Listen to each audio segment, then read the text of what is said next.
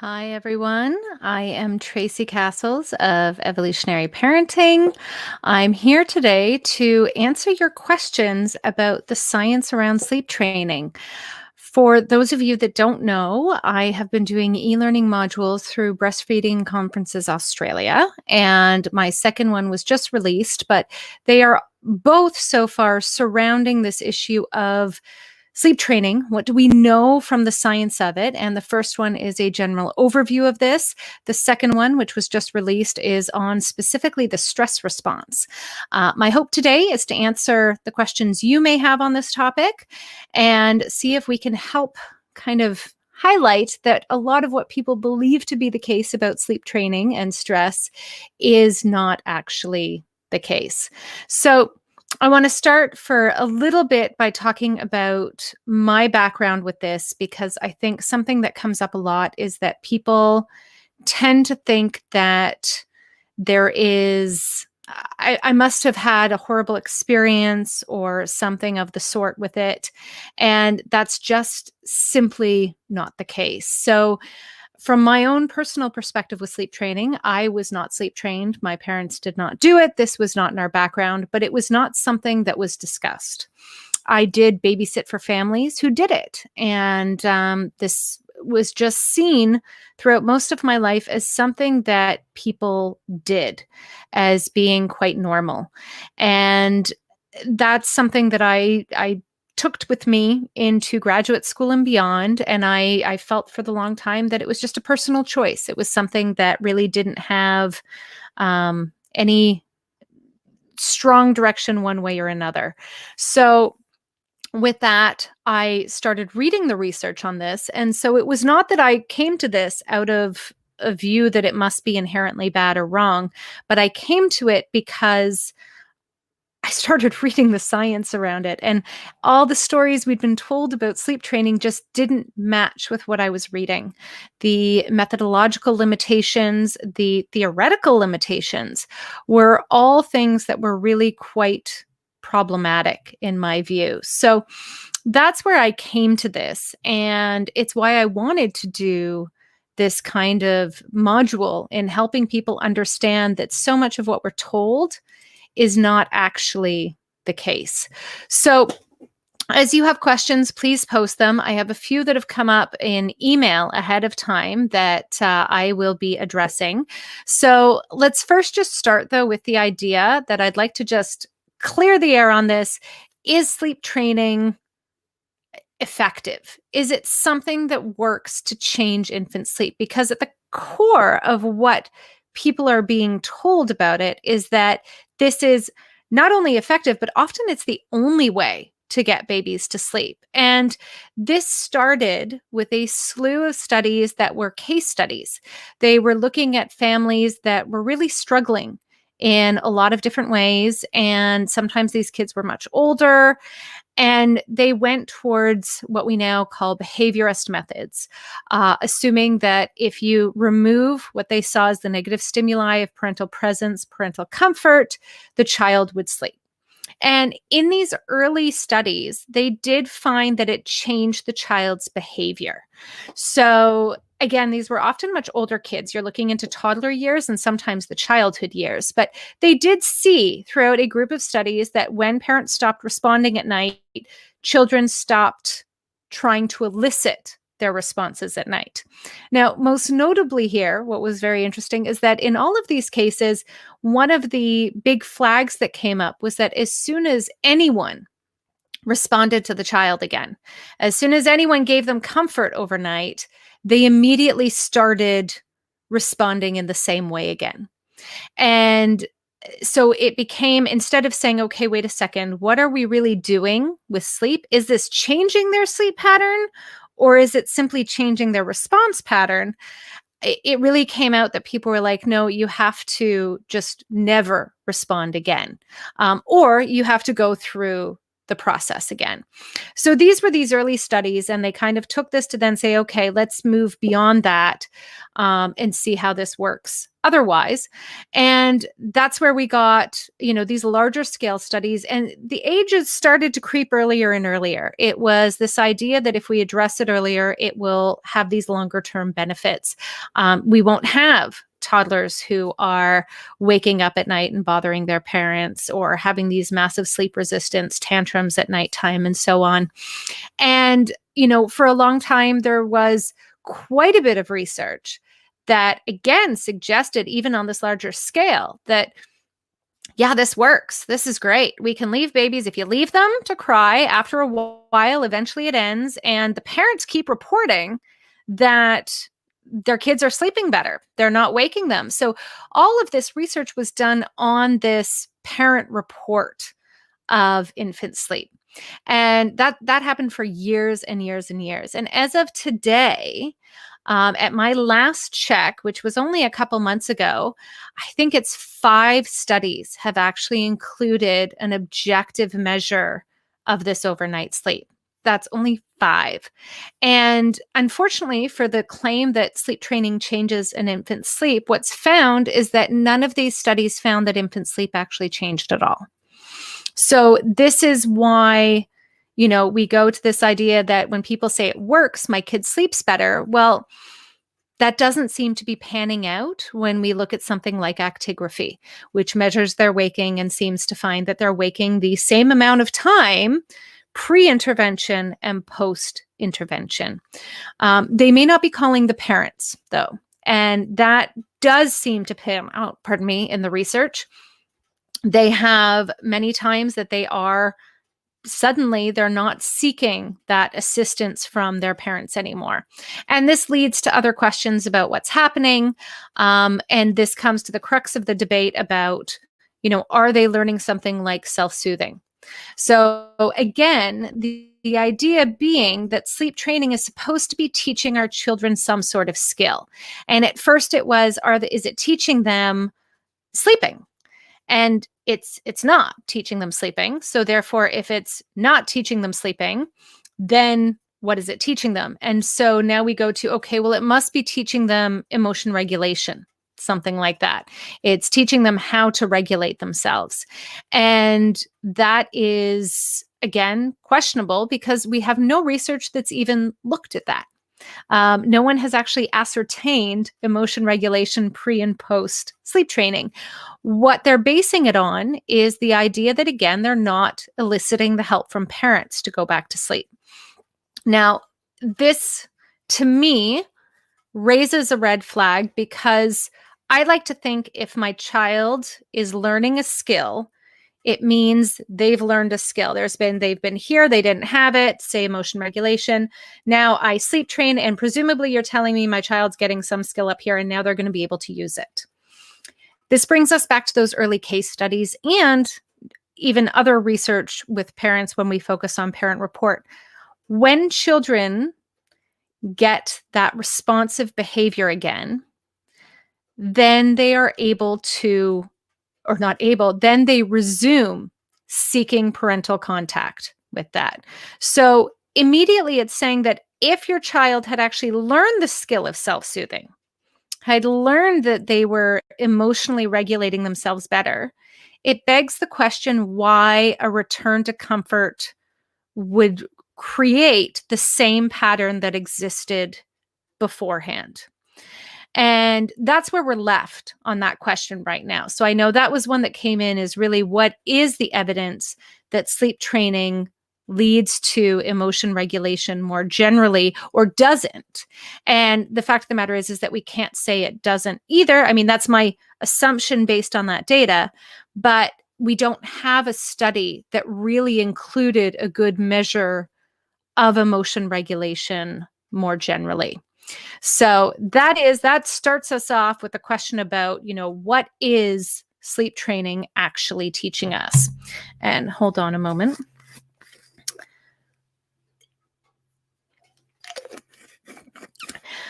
Now, this next question I have here is on sleep training and SIDS more generally. And this kind of gets to this newer model of the stress response and how sleep training affects the stress response. And the question was really, is there a relationship between the stress of sleep training and potential risk for SIDS or sudden unexplained death of a child? And is there research on this?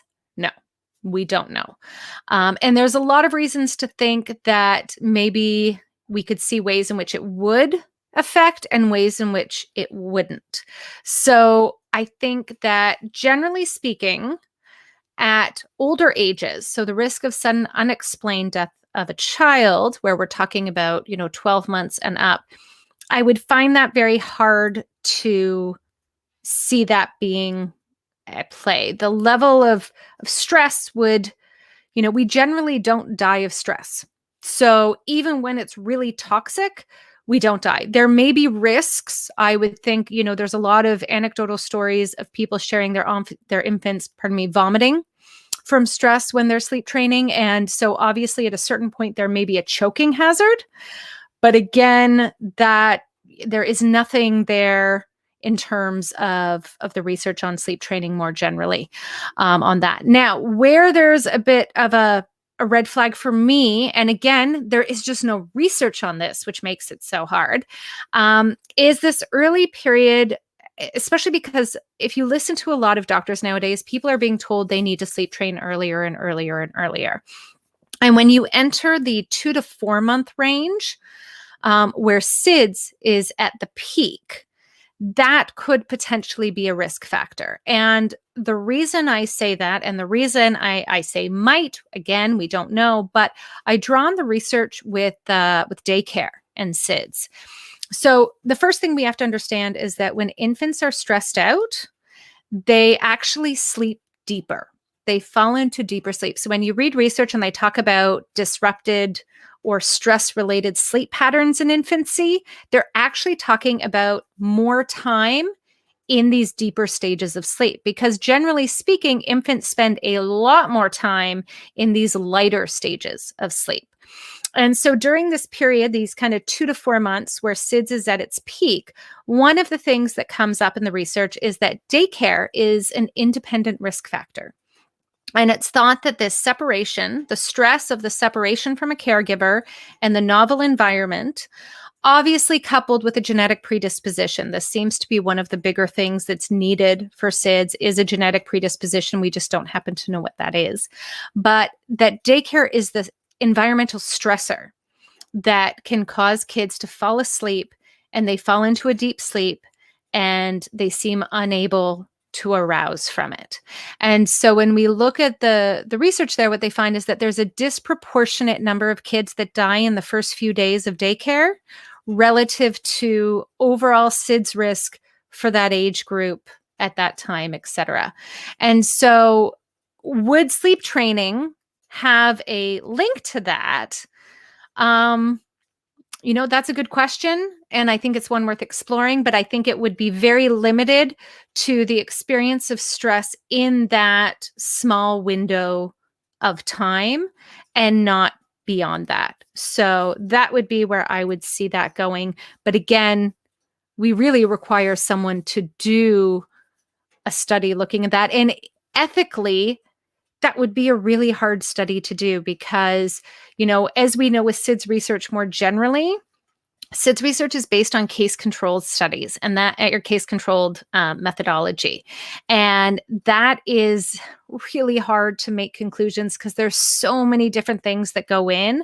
What we're basically doing is taking people who are, have had this horrible event happen, and you're trying to match them to a control. And that becomes very problematic and very difficult. And so there's a reason that, the National Institute Center for Excellence, the NICE in the UK, they do a review of this research. And one thing I found out recently from Dr. Helen Ball at BASIS is that they basically rate all of these studies, the quality of the studies looking at SIDS risk factors, especially with pertaining to bed sharing, as being of very poor quality. So we really can't take a lot from it. And I don't see how we'd be able to get beyond that methodological flaw for studying something like sleep training and SIDS, especially in terms of the number of kids at which might be at risk. There would be a bit of a concern there. So I don't know that it's even possible to study it, but we certainly could say there's a theoretical path by which we might see that relationship there. I'm going to take one of the online comments right now while people are here, and I can go back to the ones that came in via email earlier. Here's one that, are there evidence-based research on co-sleeping and responsive overnight parenting? Yes, there is. There's a lot of it. But how good it is and what it is different. So there's mixed findings. So this is what's also very difficult to look at, is there's a few studies. I need to write some of them up because I have them. Pardon me. That one looked at how responsive parents were overnight and how that affected attachment, or rather how basically it was a correlational study. So we can't say causational, but it was found that in some cases, parents that had higher levels of attachment were more likely to be very responsive overnight to their children. However, we also have other research that suggests that highly responsive parents also can be equally likely to sleep train or to sleep separate. So there's a lot of mixed messaging going on in the research. And I think some of it is going to depend on the methodology itself. So survey data can be great for getting a lot of people in, but it can be really hard to get that nuanced information in. So when you're talking about something like co-sleeping, you think about some of the data that we do have that says you ask most people, are you co-sleeping? Many will say no. But then all of a sudden, if you dig deeper, it turns out, yeah, for a lot of them, their kid hops into bed with them, or they bring their child into bed with them partway overnight. So there's the judgment that can go on, the kind of loosey-goosey understanding of terminology that can influence more of this survey data as it goes on. There's also the parent report bias as to how responsive they are. So we really need to look at studies, and the one I just mentioned actually used videography to determine how parents responded. So they had a really good assessment of what parents were doing overnight, and they based it on the types of cries that the child was giving. So this is another factor that comes into play, is a lot of times we talk about kids being distressed overnight. And in most cases, I think our kids are really distressed. It is kind of an attachment seeking kind of cry, but it's really hard to determine what is and what isn't when people are answering general questions about how they respond to nighttime sleep. And I had a conversation with Dr. Jerry Giesbrecht about this on my podcast, where he acknowledged one of the hardest things, because his study was looking at this delayed responsiveness to crying. And, he said it's really hard because people that say they do it because it was survey, they don't know. You could report, I do this regularly because your kid is fussing and it's not that attachment cry. They also looked at it during the day as well. So it could have been any time. You could have been in the shower and you don't reply. So that's a whole other kettle of fish. But, we have to somehow, I think, in the research, find a way to disentangle the types of cries. There can be the communicative, which should always be listened to, but then the attachment cries. And when we look at the failure to respond to attachment cries, I think that's when we're talking about a lot of the struggles that can come up in terms of, potential risks to attachment or high stress for our children, emotion regulation stuff, what happens with their ability to regulate when they aren't being co-regulated by us in those moments of high stress. Whereas, again, this one study did look at what kind of vocalization and seeking was there. So they based their responsiveness to these more active searching, the more active or attachment seeking cries. So that was a particularly good study that I think gave us, although it was a very small sample, as most of these are when you get into stuff like videography or actigraphy. But it was really helpful in disentangling, saying, yeah, you know what? Actually, we do see a strong relationship between this responsiveness overnight to something else. Now, the other thing that I think comes from this question is co-sleeping and responsiveness with overnight parenting. We kind of tend to assume that the opposite of sleep training is co-sleeping. And, there is not, in terms of responsiveness, and I assume we're thinking about building attachment and everything like that. And we cannot say that that's necessarily the case. So I want to start by something that Dr. Levita D'Souza spoke about again on a podcast episode with me about sleep training and attachment, is that when we think back to how the attachment classifications were done, Mary Ainsworth developed these classifications in Uganda, where it is a very high rate of co-sleeping, almost universal amongst younger children. So therefore, there was insecure attachment. There was avoidance attachment, the various types of insecure attachment, as well as secure. So co-sleeping itself does not necessitate responsive overnight parenting or even a general pattern of responsiveness. And when we look at research in our more Western society, we can see how this can play out. And one of the things that comes up is a differentiation between what we call planned co-sleeping or planned bed sharing and reactive bed sharing. And the reactive bed sharing is what happens when people don't want to bed share. It's not the same as saying, I'm kind of afraid to do it, but eventually I'll get enough sleep. This is they don't want to bed share, but it is the only way they're going to get sleep for whatever is going on in their situation. And so when they move to it, it's often not with an acceptance. It's often with resistance and stress and disappointment, possibly anger about the situation.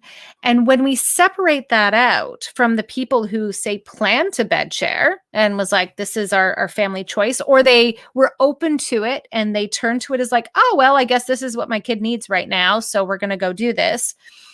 We see very different trajectories for kids. And so we still have to be careful. So one of these trajectories is that, kids who have the planned bed sharing tend to be more independent. They tend to do better longer term than children who are reactive bed sharers, or even sometimes others, depending on the age of the research. But they range from showing some better social outcomes, these planned bed sharers, to having absolutely no difference at all to children that didn't bed share. It's just that's not a factor at play in long-term social emotional outcomes. However, the reactive bed sharers tend to do worse. That's something that seems to crop up. Now, do we say that some people will actually go out and try and say that the bed sharing caused those worse outcomes, which I think is absolutely asinine? We have the issue here of something called the third variable problem. And it happens in a lot of research. But when you take a look at that, I'm sure many of you can say right off the bat, well, wait a second, something caused a problem that required a child to bed share in the first place when that was not the desired method. And that may be a health problem. It may be a temperamental issue that isn't matching with the family. But there's stuff that can happen there that can also influence later outcomes. It could be this child has something like sleep disordered breathing. So they wake a lot, they're very upset. And as we know, sleep disordered breathing, if left untreated, can lead to other later issues. There's a higher likelihood of ADHD, of other behavioral problems, and so on. So we have this third variable that may be affecting both outcomes.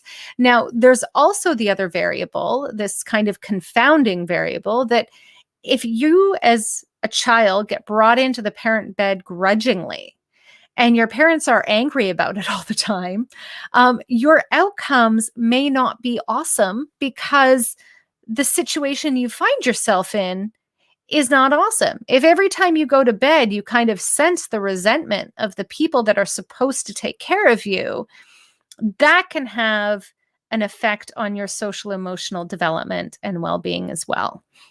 So I hope that answers the question about that. I know there's still probably so much more that's nuanced there, but that is kind of, when we look at nighttime parenting, just as sleep training doesn't seem to directly link to like lower attachment and stuff like that, neither does co-sleeping inherently mean we have positive attachment and everything like that. There's so much more going into the decision-making process and, what is happening, why people are making the choices that they're making. So hopefully that answers that.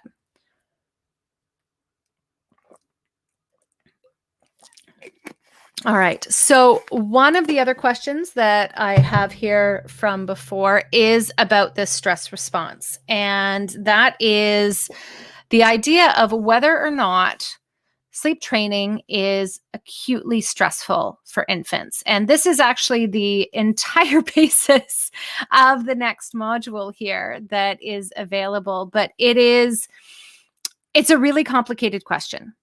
And I think we have to start with the fact that there seems to be at least acknowledgement that sleep training is stressful. It used to be people started to say that maybe it's not stressful at all, but I haven't heard that take in a really long time, which I'm thankful for, because I don't know where we would have gone there. So it's stressful. Our infants, you're being left, and we want to look at that through the lens of what we call species expectant behaviors. And our infants, and it is typically in infancy that we're talking about this, but I think it's stressful in toddlerhood and beyond too. There is an expectation that they are born and they are going to be with us as their caregivers, whoever it is, a parent, and we are going to protect them and keep them safe. And compared to other mammals, compared to other primates, our human babies are uniquely helpless. They do not have the capacity to fend for themselves. They can't do much of anything. And not for a while do they have any capacity that really would protect them at any dangerous time. And so what they expect from that is that they are going to be cared for. And as carry mammals, they expect to be close to us at all times because that is how they elicit safety. So we want to separate this from other mammals, like say cats, who will have a litter and they leave their kittens in the litter and the cat will go out and explore and be gone for a period of time. But it's expected that those kittens aren't going to go wander off. They're going to be fine. They're going to, they'll just chill. They'll be good. Hopefully no one finds them. They're kept hidden, but they're good. That's not humans. We don't drop a baby, put them in a little corner in a box and say, okay, I'll be back in 5 hours. We know just hearing that that's not how this works. And it doesn't work for a very long time. Ever really. So when we get to this stage, we have these babies that are born and they're really seeking this connection with us, and separating from them, being separated from the person who they trust the most, is one of the most stressful things that we can do to a baby. And it's something that we know this because in a lot of psychological research, when you want to get a cortisol reaction out of a baby, that's what you do. You separate them from their caregiver, or we have things like the still face experiment where caregivers stop reacting. You just sit there stone face looking at them and not responding. That also leads to a stressed reaction. So when babies are not getting the engagement and the proximity with a caregiver, they get very, very stressed out. And we can take this even to primate research, where they have examined what causes this and what buffers against it. And unfortunately, not a lot buffers against it. So in one series of studies, they tried to ascertain if, say, it was the mom that left instead of, because most of the time they're taking a baby away. And the thought was, maybe a rightful thought is that maybe being taken by a stranger into another room away from your mother is super stressful. That it's not about the separation from the mother. It's that here's this other person handling me because it's a researcher. I don't know what's happening. I'm away from other people. That absolutely would be stressful. So they started looking at different things. What if the mom was the one taken away and baby was left where they were in their environment? Well, that still caused stress. What if they left baby with the allo parents in the room, the grandparents and other members? That still caused stress. So the only time they could really get was a very short period where if mom was taken quickly and then mom came right back. That did not elicit stress, but it was a very short period of time. So we have here this research that says separating from a parent is stressful because it puts us at risk. It activates that threat detection system because babies can't do anything for themselves. So those vocalizations and those cries are their way of saying, hey, please come back to me. I would like you here because if the lion comes, I really can't do much of anything about this. So that is that step back. So the question then becomes, if we accept that, okay, it's stressful, how stressful does it become? And this is what, as I say, I go through all this in great depth in the stress response learning module, but really it's up in the air. So there's 3 types of stress. There's positive stress, there's tolerable stress, and there's toxic stress. And, which one does it become is, well, I will give you a little hint. I don't think it's ever positive stress. Just because that separation is just such an active thing. But whether it becomes tolerable stress for us or toxic stress, that's up for debate. And there's a whole lot of issues that can play into that and things that we need to be considering. So things like temperament, age of the child, cognitive level of understanding. Because as we said, we talk about infancy, but what does it mean for a 3-year-old to know that you're going to, shut the door and sleep, but they know where you are? Is that different? Does that make it more tolerable? These are all things that play into this question and make it a much more difficult conversation to have. That said, though, like I said, I don't think any of it veers towards positive stress because, positive stress in and of itself is all about our ability to be just minorly stressed, but enough that we feel we can overcome and cope with it. And that's that we're learning something. And we've learned how to cope with this. We've learned how to overcome it.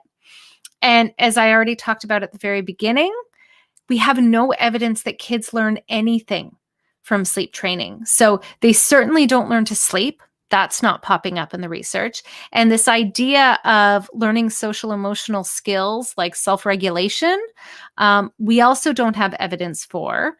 And the bit that we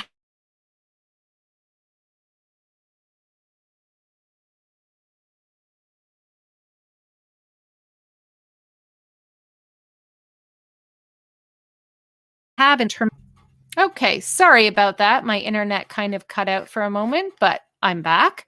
So yes, what I was saying is I think that self-regulation piece obviously isn't learned either. Not obviously, some might disagree with me, but I don't think the evidence is there to say that it's not being learned, or to say that it is being learned. And so, without that, we don't actually have positive stress going on there. So that's it with that. All right. So just one more question here about I'd love to see more resources for parents who are willingly bed sharing and what it may look like when children are ready to sleep independently. That's a huge topic. What I'd love to actually cover in something else is this whole bed sharing. What does that look like across the span? And, typically speaking, there is some variability. The best we have to look at this are a few studies that, you know, anthropologically speaking, you can look at some ethnographs that look at different cultures, and we see typically very rarely do kids start sleeping away from parents before ages three-ish. In a lot of other cultures, that's very young. A lot of time it's a bit later, but around three. But what happens typically when it's that young is that children move from sleeping with a parent to sleeping with other siblings. So there's still a co-sleeping relationship happening, but it's not even independent. And that's a really big piece of that puzzle. Is a lot of other cultures do have siblings sharing space in sleep, and that's very, we used to have that children's nursery was a thing. If you think about Peter Pan, Wendy and her brothers were all together in the same room. All children slept together, which also can facilitate that sense of safety and care as they go. Many other cultures will go much later. So I was recently reading that in Japan, it's more like school age if they move away from the family room, which can happen in some other more rural areas. So it's around school age that children move to sleeping independently.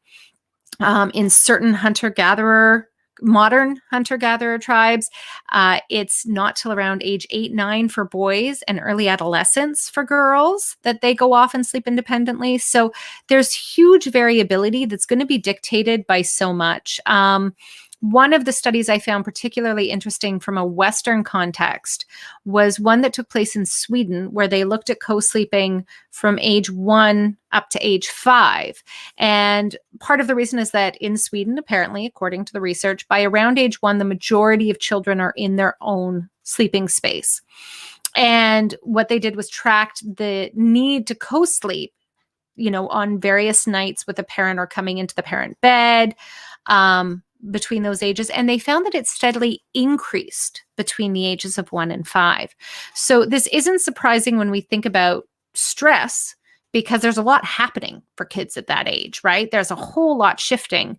And so the need for more parental comfort at night would make sense in that context. So I think when we think about a child being ready, it also has to have an ebb and flow.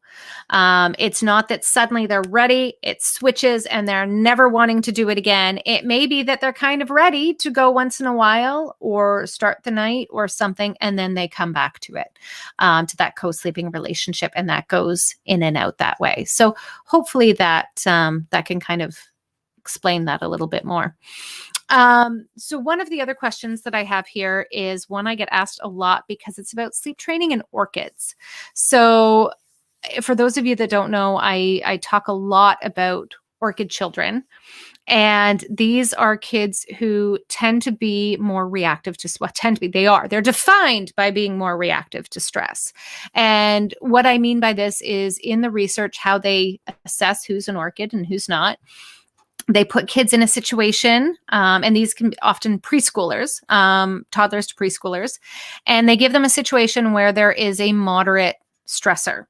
And that moderate stressor, how they respond to that, the majority of kids have a little stress response to it. And then there's about 15 to 20%, depending on the study, of kids who have a much higher stress response to that moderate stressor.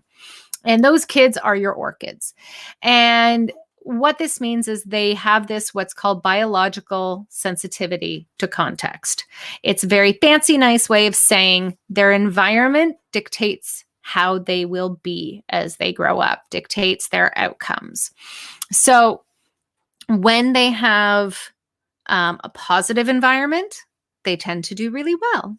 When they have a negative environment, they tend not to do so well. And the question for a lot of people is about sleep training, because in this, there's a lot of other traits about them, but in many cases, they can be notoriously horrible sleepers. There's just, when you think about stress affects our ability to sleep. So it shouldn't be too surprising that they could be horrible sleepers. But in terms of that, what people do to help them sleep can be at issue here. And there are two thoughts here, and I have to give time to the other side here.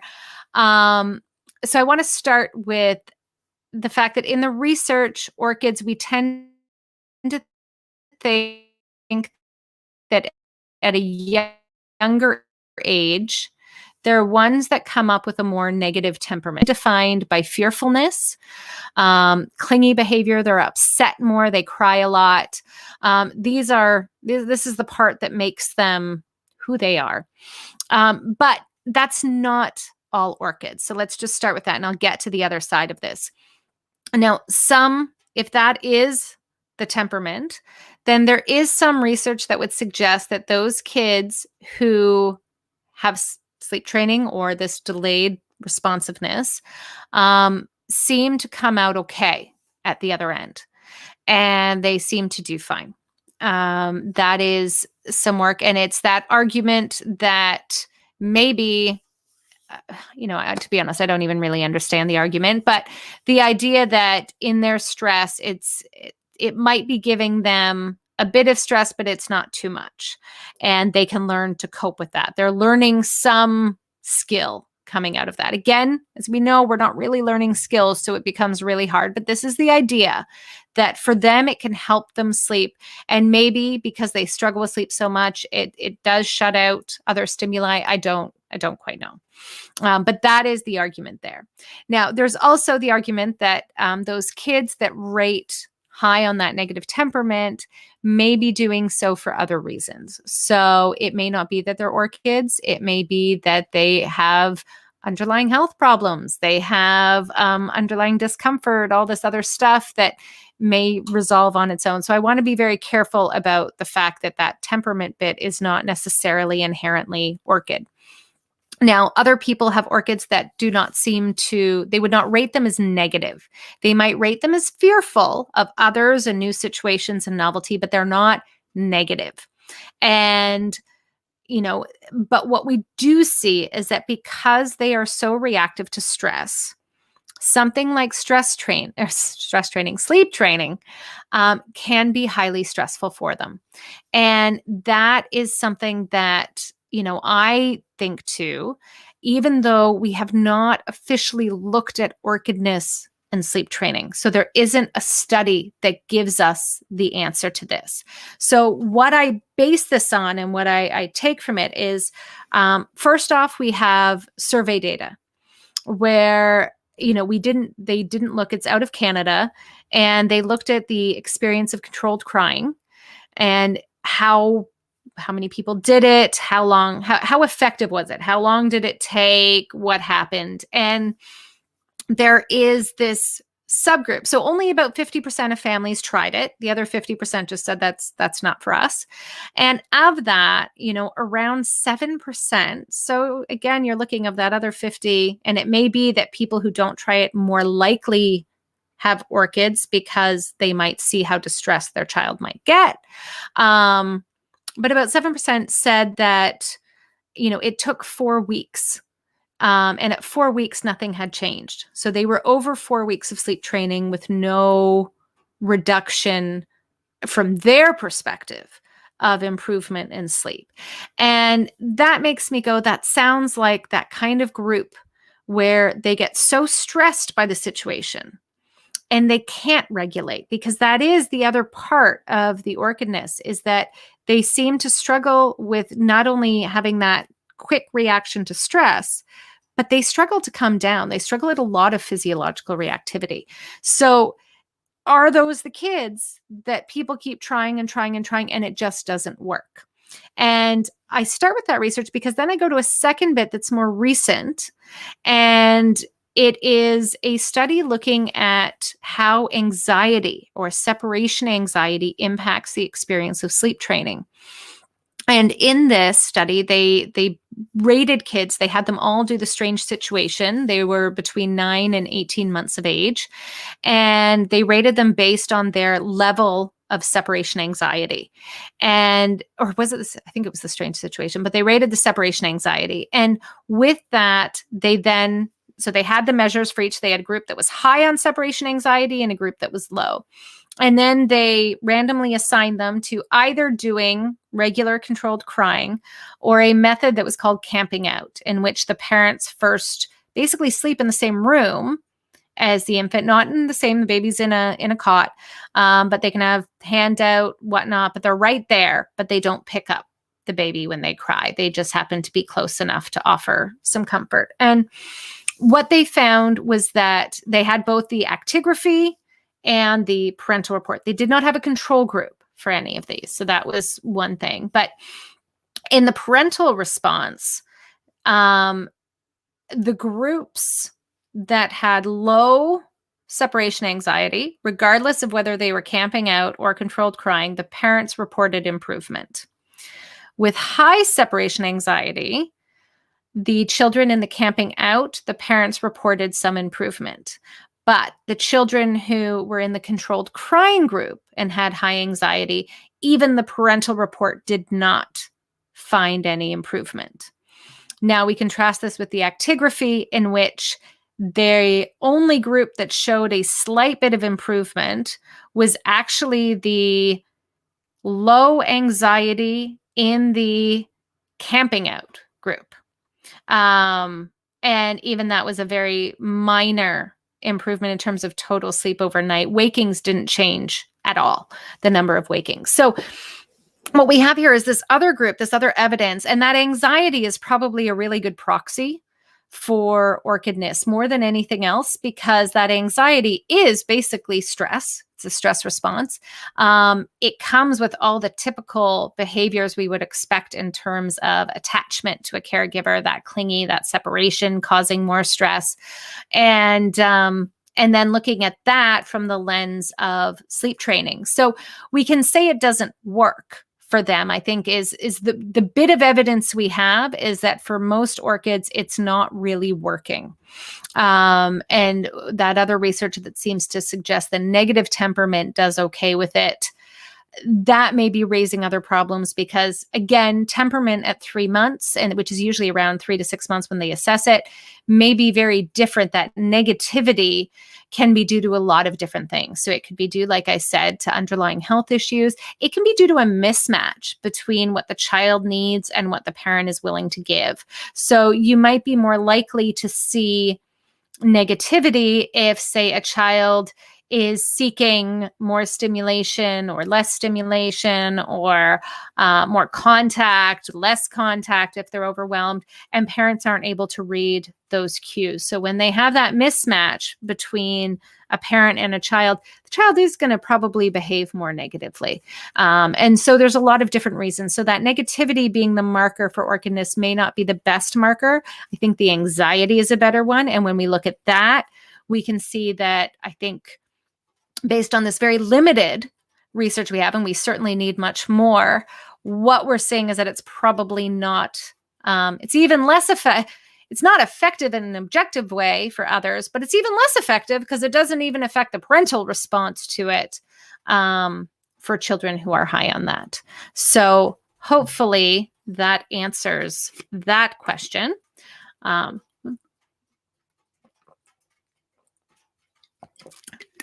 All right, I think I have time for a couple more here. And one of the ones, let me just see what I have. I think that one, yeah. We talked about temperament. I think we want to talk about age, because that's the other one that comes up is, what is the differential effect of age? And I kind of hinted at that earlier. And I think that is something that from a research perspective, what do we know about the age and sleep training? And let's start with the fact that this matters because, as I alluded to earlier, parents are being told to start earlier and earlier and earlier. And this is, I mean, you see people telling to start at birth or start at 3 months. We used to say 6 months, and I have heard others go to 9 months now and whatnot. But the younger your child is, obviously, the more problematic it is and the less evidence there is. So one of the struggles in the research when we look at age, in terms of all the few outcomes that we have, is that the we start with an age range, and sometimes that's really big. So there's studies that say we have 6-month-olds all the way up to 18-month-olds starting off. So when we say it's safe for 6-month-olds, well, first off, you may be looking at this large age range. Effects in science are never everyone. It's not saying everyone did this. Very rarely. You may get the weird study where that shows up, but when it comes to the sleep training research, certainly that's not what we're seeing. So these effects that come up in terms of, say, a reduction in waking for parents, or no change in attachment, which has popped up too, all those things are based on averages across everyone. And say you only have 3 or 4 6-month-olds, and say they show an effect, say they don't, or rather like a negative effect, say they have a reduction in attachment or greater anxiety, or they sleep worse after the fact, that can be masked by the effects of the older group. So if older children are behaving differently in response to these techniques, then we can't ascertain exactly what's happening to the younger ones. And so when we just take it down to the lowest group, that becomes harder. So a lot of studies have really failed to capture these smaller age ranges for these studies, which makes it very difficult to make assessments getting younger and younger. And I'm not the first person to say this. There's a presentation that was done at a conference, and I can't remember the name right now. I have it in the module, pardon me, where they highlighted this, that we're seeing all these ages being given in books, in popular books by doctors, etc., and yet none of the research has really given us a conclusive evidence on anything to do with those younger ages. And so the safest age in that one, they really felt, even though there's questions about the research altogether, but even from, if we take the research at face value without critically looking at it, would really be around 12 months. So those earlier stages become a bit more difficult to ascertain because we aren't breaking things down by age. So that's a really important one. The other reason it's really important, it goes to the stress response, is that when we talk about the difference between something like toxic and tolerable stress, one of the biggest things is our ability to put it in perspective. So we can experience something stressful if we know what that looks like. And we can say, oh, well, this happened, and I know, this, we can lay it all out. We can put everything that happened in context. We're less likely to suffer from it. We're less likely to have acute post-traumatic stress. We're less likely to end up with post-traumatic stress disorder. But when we can't put it in context, when we can't understand what happened, that's when things have a greater risk. And it doesn't mean a guarantee. It means a greater risk of having more of this problem, of struggling with our ability to understand, and therefore the stress becomes greater and can reach that toxic level. So in terms of the ages of our kids, when we think about it, sleep training and that separation, if a child cannot understand what's happening, we may be at greater risk of greater stress and other negative sequelae from that, compared to a child that may be able to understand, and the other argument can be said, some people say the more they understand, the more abandoned they could feel. There's this, that we're hypothesizing, putting in what they feel. I think there's good reasons, because many of them will share those thoughts. So you want to listen to your own child, obviously. And again, I don't advocate sleep training for anyone. So I think that that's one thing, but we really do have to be careful about the assumption of how younger children are experiencing this stress, because they don't have the cognitive capacity to put it in context. They don't have the ability to help regulate themselves through their cognitive means. And so I think that's something that really that age issue is a crucial issue, and one that we need to keep in mind, and that, hopefully we just don't need to sleep train and we can move away from doing any research on it. But since it seems to be such the thing in our culture, I would love to see more research then disentangling that age as it goes. And so the last question I wanted to address here is to do with long-term outcomes, because I know so many people hear that, no, we have research that there's no harm. There's nothing at all. Don't worry about it.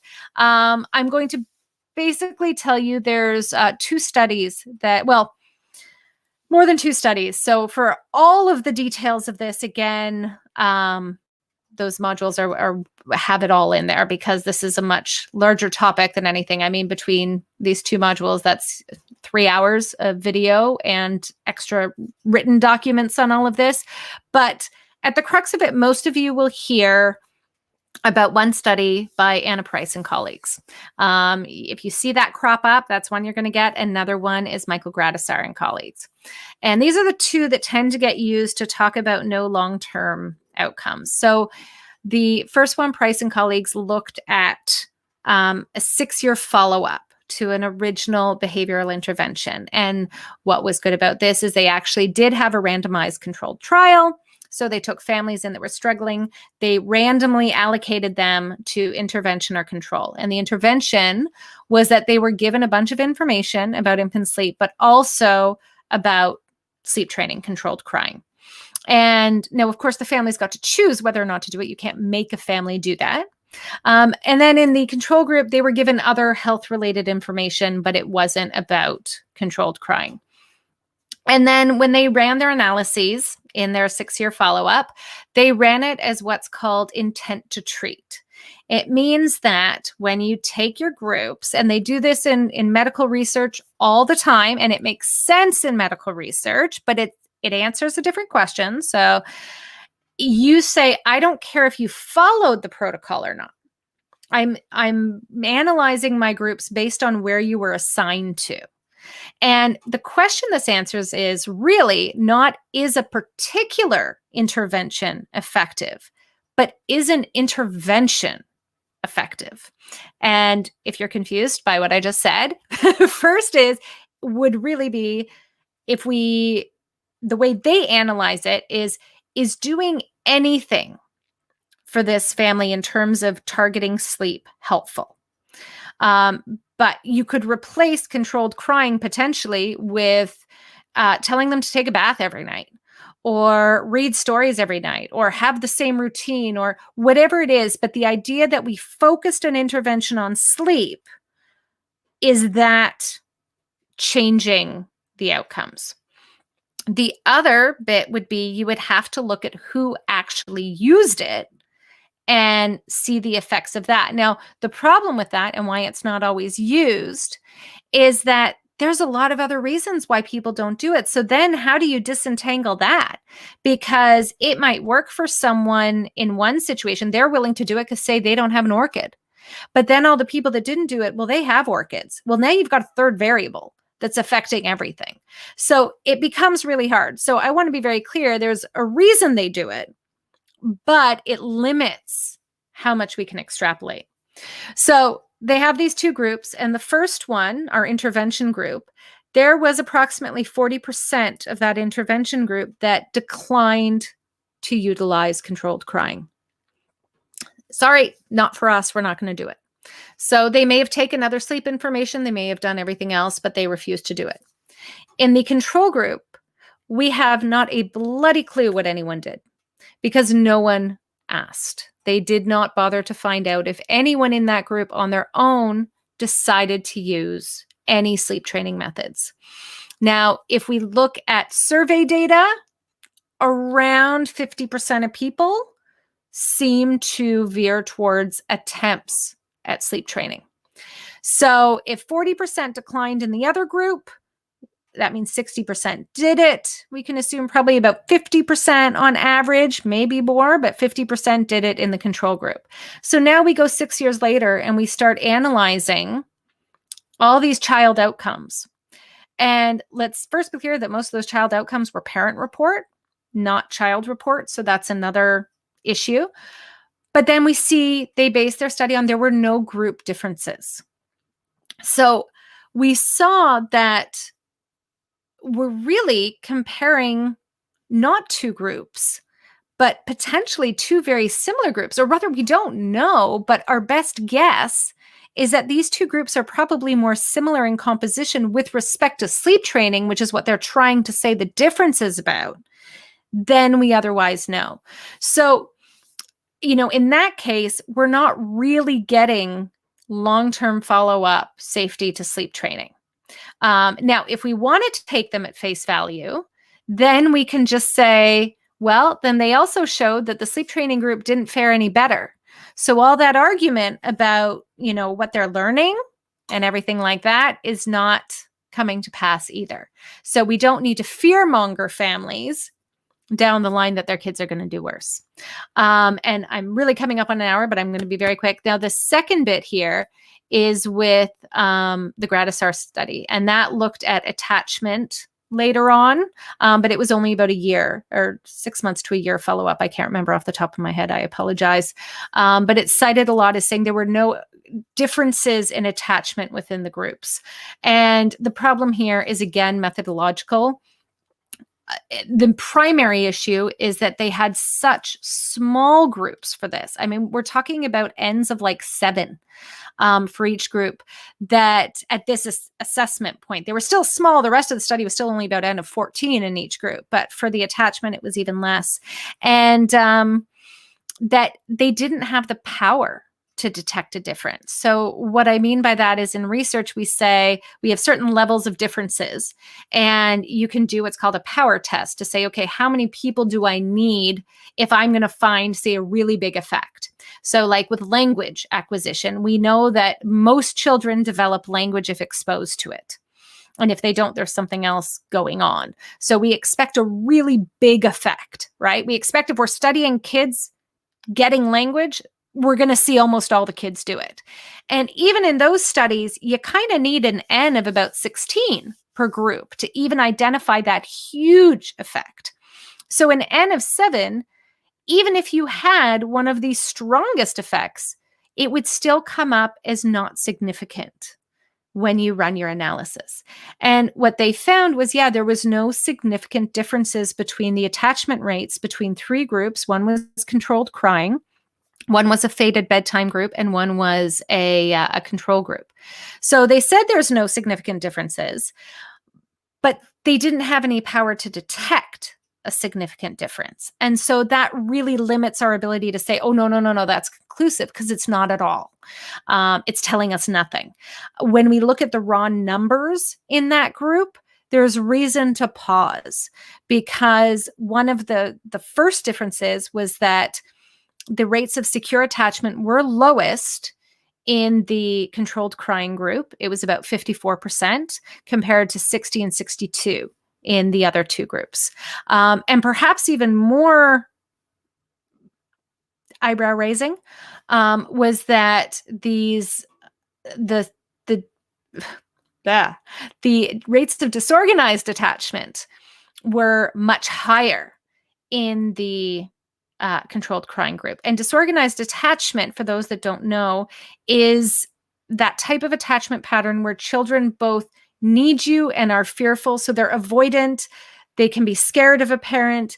They can reach out for them. There's something going on. They don't know how to react. It's not like an avoidant where they generally just avoid, which can be very adaptive. It's sad, but can be adaptive at times. Disorganized tends to be associated with the worst outcomes because it is such a mixed bag and we don't know how to respond. We're equally seeking comfort and equally fearful at the same time. And it had almost double the disorganized attachment rates than the others. But again, I say all that with great hesitation because the numbers were so damn small that it's so hard to make any extrapolation to that. But the fact that they were doing that to try and suggest that, yes, sleep training was safe from an attachment perspective is disingenuous as well. So hopefully, I realize I'm up on time here, and I hope this has helped answer some of the questions that you guys have had about sleep training, what the science really says when we dig into these studies and kind of go deeper on them, what's happening. There's so much more to this, and if you are interested in more, you can check out these e-learning modules through Breastfeeding Conferences. They are accredited, so if you are an Australian midwife, both of them are accredited for 3 CPD points. If you are a IBCLC, the first module is accredited for 3 LCERP points, and the second module is accredited for 1 LCERP and 2 RCERPs, which will make sense to all of you in that field, and the rest of you don't need to worry about it. But hopefully they are open still to anyone, professional or not, if you're interested in learning more about this. Thank you so much for being here, guys, and have a great one. Bye.